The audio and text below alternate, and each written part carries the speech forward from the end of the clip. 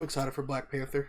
I want it to be so good. I had to mute it, seriously. And I have to because they have all those TV spots, and then there's that. I guess they showed Captain It's the America's woke crowd, bro. the woke crowd. and the racist crowd. It's both of them.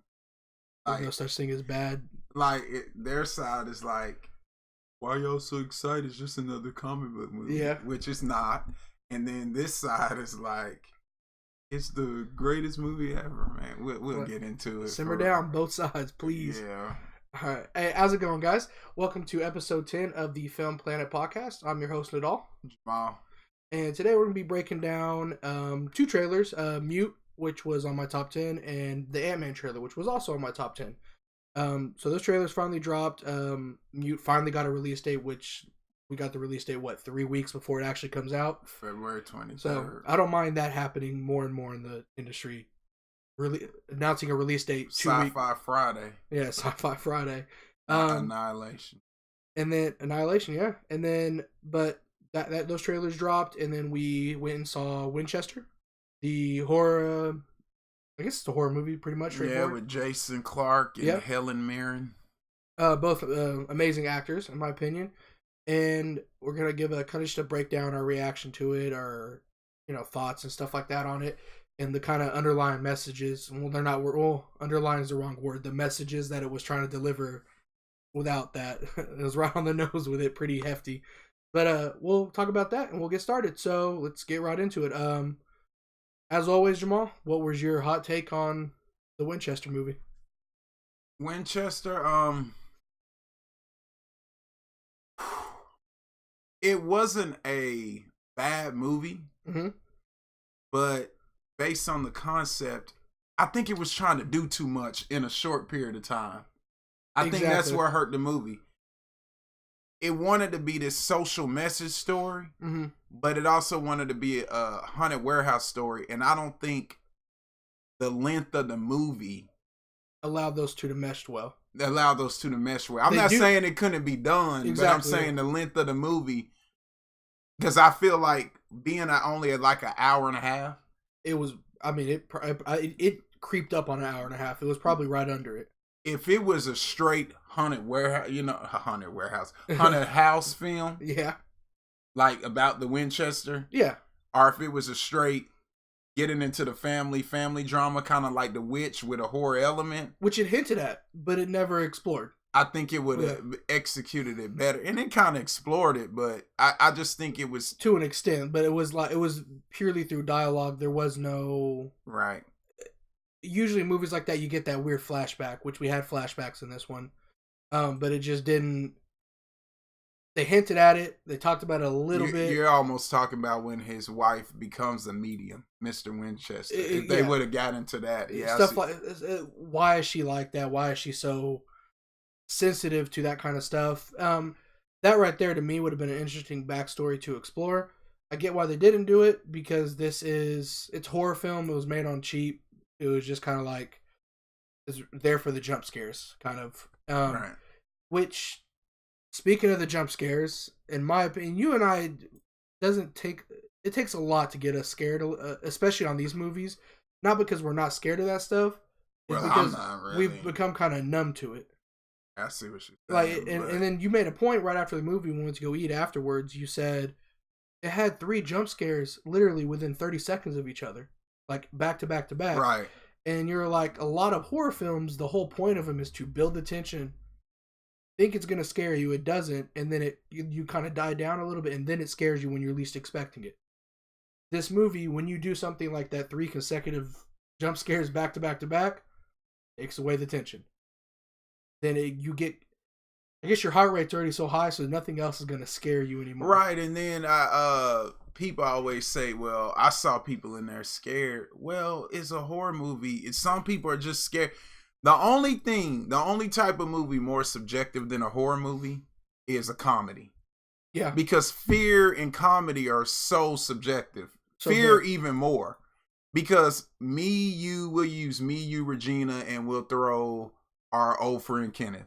Okay. All 4 of us could go into a horror movie.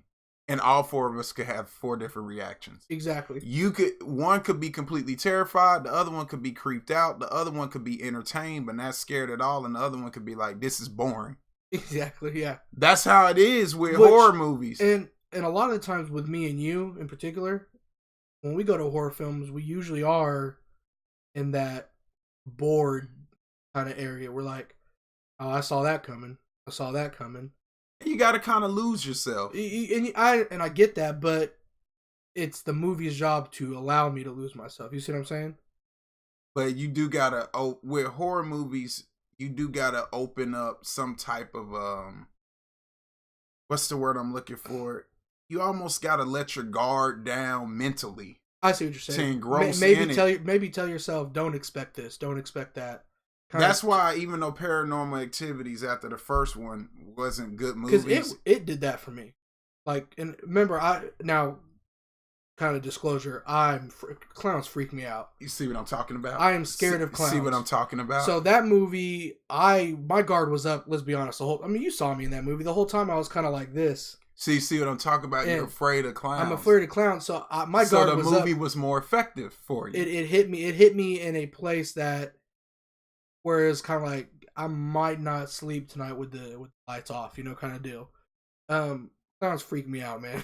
See, it was more effective because you're terrified of clowns. Yeah, so I have a phobia of clowns. So like if me and my I have an odd phobia of octopuses and squids.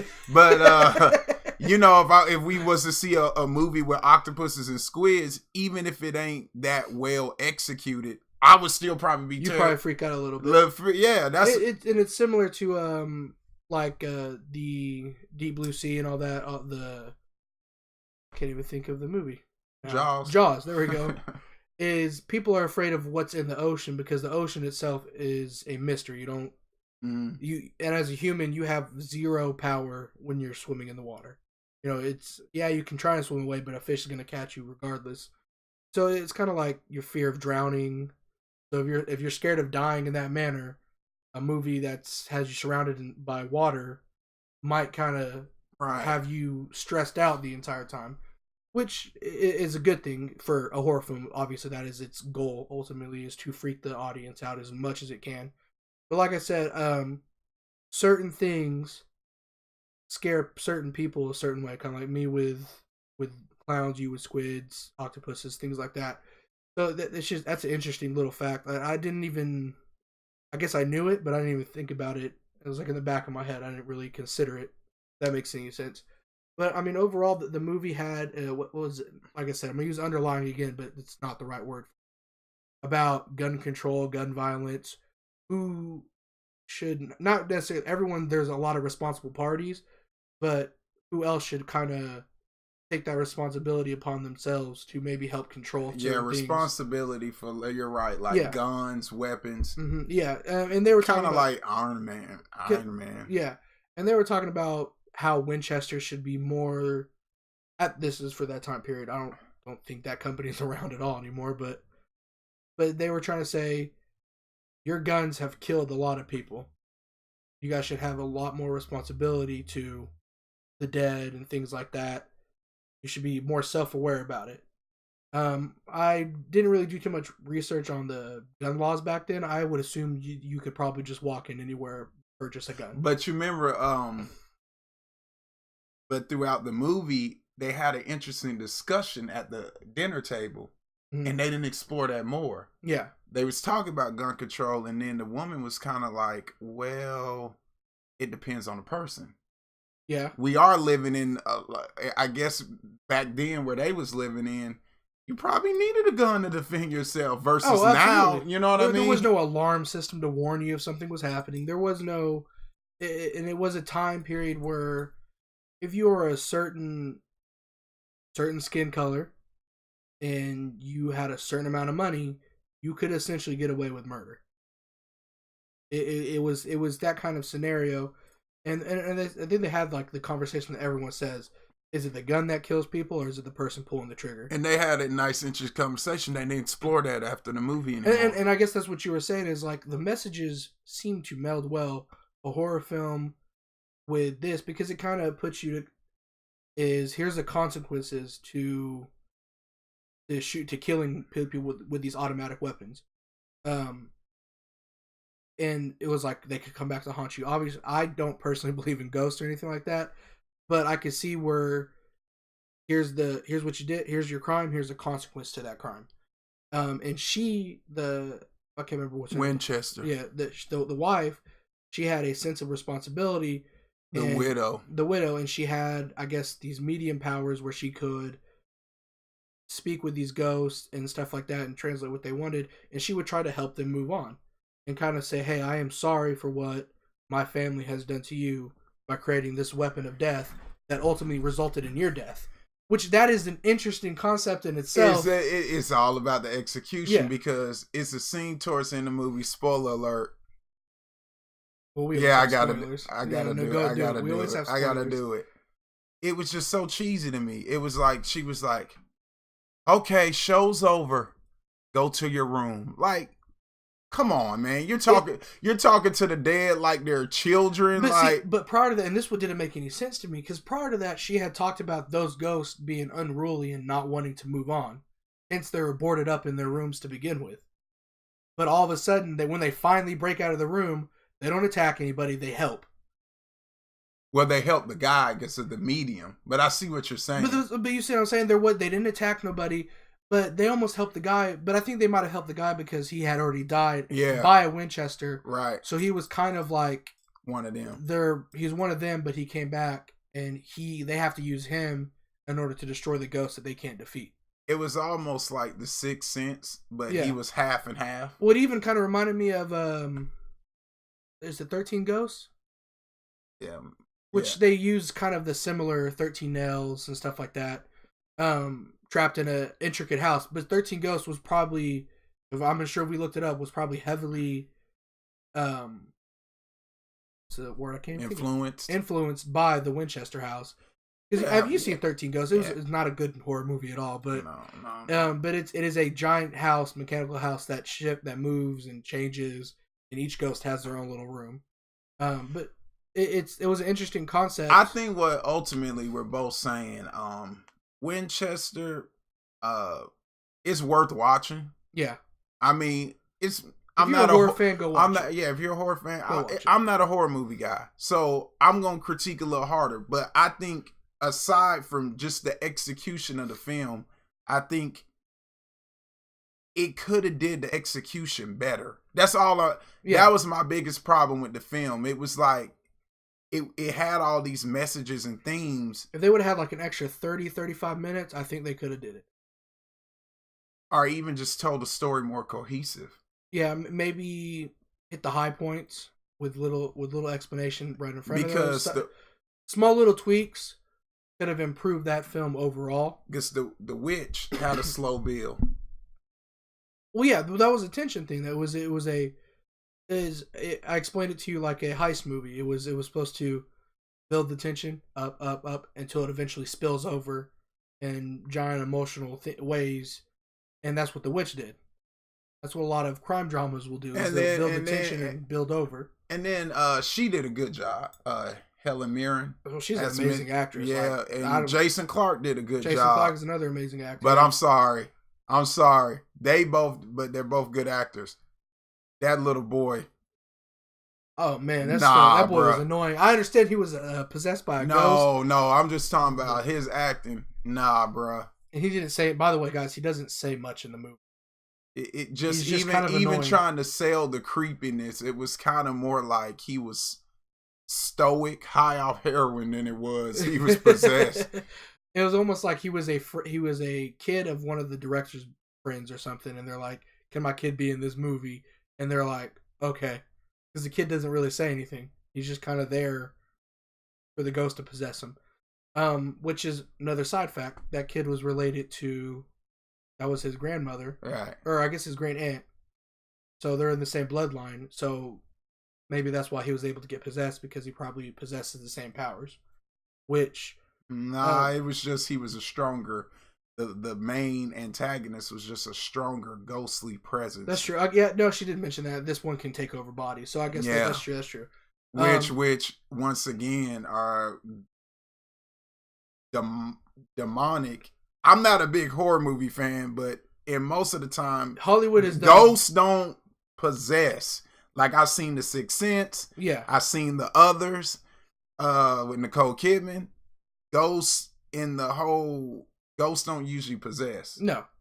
So I was like, well, that's Hollywood kind of mixing together demonic powers with just ghosts and witches and all that. Yeah, because our friend Regina, who's a huge horror buff, she loves horror films. Yeah, she was engrossed in it. She thought it was a good movie. Yeah, and once again, I was laughing because I like to joke around. I don't really think, honestly, I'm being honest. I don't think the movie was bad. Yeah. Now there's some other ones that she eats us up for, that, like the new Blair Witch. That was trash. That was trash. It was literally the first movie, just different characters, literally. But that's not But this movie, different characters chasing after the old characters, I should add. Yeah, that's what literally the movie was. But this movie wasn't bad at all. I would suggest Netflix or Redbox. No theater. Unless you're just into if you're a horror fan, go to the theater. And unless you're into that story. Wait for it and come back to it. So what would your rating be? If I were to put a number on it, like I said, I think we make this distinct. We don't like to put numbers on it, but just for the sake of the podcast, I'd probably give it a solid 6 out of 10. I'm with it. Yeah. A solid 6 out of 10. Because it's not bad. It's not great. It was just with the concept and the message and all that. The message, it could have been a better movie. It definitely could have been better. And like I said, I don't know who to really blame for that. I think it was just a matter of trying to fit too much in too little time. Mm-hmm. So they knew the writing was there, the directing was there. They just trying to fit too much in too little time, which is, that's why I said if they would have did a straight family drama based on a horror element like The Witch or The Omen, it would have been a really good movie. Absolutely. And if they would have just did a straight jump scare haunted house type of film, it would have been a really good movie. Yeah, exactly. So there we go. Well, yeah, but that's it. If you want to go watch it, watch it. If not, just wait for like Redbox or Netflix. I'm sure it'll hit that at some point, or Hulu. Even Hulu's kind of stumped up their game on the movie side of things. But more back into what we're going to talk about for the remainder of the podcast, and what I'm very personally excited about is the Mute trailer, which, like I said, I think was number 8 or 7 on my top 10. So let's go ahead and jump right into that. All right.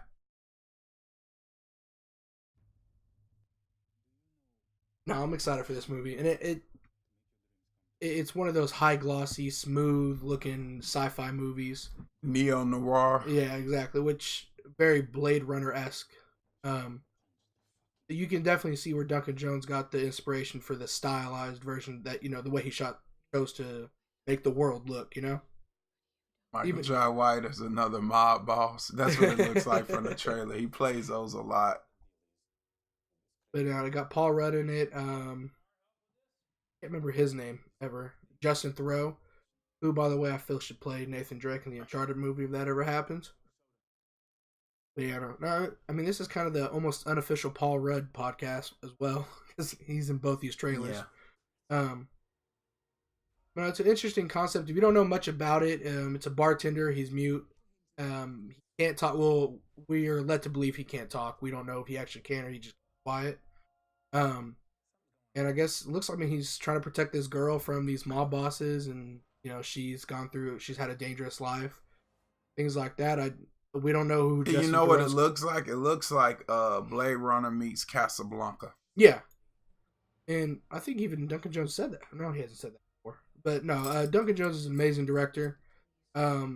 He's not the greatest in the world. Well, to me, he's the greatest in the world, but. He's directed Source Code, Moon, which I think Moon is probably... That's his crown and jewel. That's his crown and jewel right there. Source Code's my personal favorite. And Source Code, and then he obviously... And probably his biggest budget movie was Warcraft. And Warcraft was... Ooh, I mean, I ain't gonna say it was great. It was definitely a fan service movie. And I think I told you that before. Maybe lean away from a fan service type movie whenever you're doing a video game movie. But this looks good. It might not be worth it in the end to do something like that. It's like I said, focus on making a good film first, and then later on, once you become more established, you can have that freedom with it. But Duncan Jones, I think, I mean, if he needs to find his freedom on Netflix, and this movie makes money, I don't be surprised if Netflix comes to him again and say, "Hey, write us another movie," right? you know. And I'm sure, as a director, as a creative person, to work with somebody who's willing to give you that freedom, it's almost a guaranteed yes every time. It's like, yeah, I'm more than happy to do that. Yeah. But I'm looking forward to it because he stays in the sci-fi realm and he's a real tech and science geek. Yes, he does. He goes on his social media platform, Twitter. Yeah. So no, he's a very active Twitter. So I mean, if you guys watch this movie and hit him up on Twitter and say, hey, just enjoyed it or whatever you want to say about it. I know I will. But no, I'm excited for it. I love sci-fi. That's my bread and butter when it comes down to movies. And this right here is a combination of some of the actors I like, Justin Theroux, Paul Rudd, and the genres I like, sci-fi, and one of my favorite directors, Duncan Jones. Yeah. So it has everything that I want in a movie, and everyone behind it in a movie that I would want. So it's I just like it. Plus, I like Blade Runner, and this has that, like I said, that very Blade Runner-esque feel. So, but now I'm excited for it. And then the second trailer is we have Ant-Man and the Wasp. Sorry about that. That's just a weird title to me to say out loud. Bruh, he trying to get us a drug over here. I promise you, I am not, guys. But no, Ant-Man and the Wasp. This trailer is half of just Civil War and then some Ant-Man footage. No, it's a prequel. Well, yeah, no, it's a prequel because this happens before Avengers: Infinity War, right? Yeah, it has to. Well, yeah, that's true, I guess. Well, no, because it comes out after. It just because it comes out after doesn't mean that's not in the timeline. Well, I guess that's true. They have done that before, but no, it looks interesting. It's a weird little. That's just cool to me. But no, it's. I want to like. They haven't really said much about the story, have they? Basically they're on the run from the law because of joining Cap's team. Because this is after Civil War. He's been obviously they broke him out of wherever. And they're obviously gonna try to get the original Wasp out. Yeah, because they did hint at her in the first film. Yeah. And then I believe Janet, yeah. So you do see a silhouette of her when he's in the is it the multiverse? Yeah. Yeah, whenever and they got to explore that more, which gonna probably play a huge role. This movie will be the one in the second Infinity War. Well, and then Avengers sequel because they said it won't be a two-parter. And then of course it'll also be a big role in Doctor Strange as well. Oh yeah. Yeah, so this movie will probably kind of introduce us and explain the multiverse a little bit more in detail. I like this Hello Kitty part. That's. But yeah, no, I mean I'm excited for it. Like I said, it's on my top 10. You know what this movie feels like? It feels like Mr. and Mrs. Smith in the comic book realm. It does. With like freaky science. Like Weird Science meets Mr. and Mrs. Smith. Yeah. No, I'm excited for it. It looks like it's gonna be good. He's under house arrest. So I guess they didn't break him out. Never mind, I take that back. They released him. And then she kicking butt as we figured she would, because she had them fighting skills in the first. Well, she's always a badass, like in the majority of her movies. Yeah. The Hobbit, she was kicking butt in that. Yeah. So I mean, I don't know why she was in The Hobbit, but but she's a good actor. And it looks like it has some pretty cool set pieces on here. They're still in San Francisco, I'm assuming, right? And I don't want to ramble on too long, but yeah, they were Lawrence Fishburne's character seemed like they were teasing the Goliath character from the comics. Yeah, well, I mean, that expands. And what I like about the trailer is just like the effects. Look at that. That's dope. It's just dope. Yeah.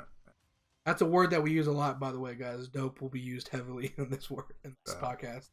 But now we're excited for it. I mean, I don't think I have to tell you guys to go see a Marvel movie. I think everyone's going to go see the Marvel movies. Yeah. But yeah, no, we're looking forward to it. And almost figuratively and literally, when this is a good follow up to Infinity War. When you have a movie of that grand scale, it's nice to go down. Like I said, like I joke around all the time when we watch these movies. Eventually, you got to go back to saving the cat in the tree. So and that all kind of add to that is you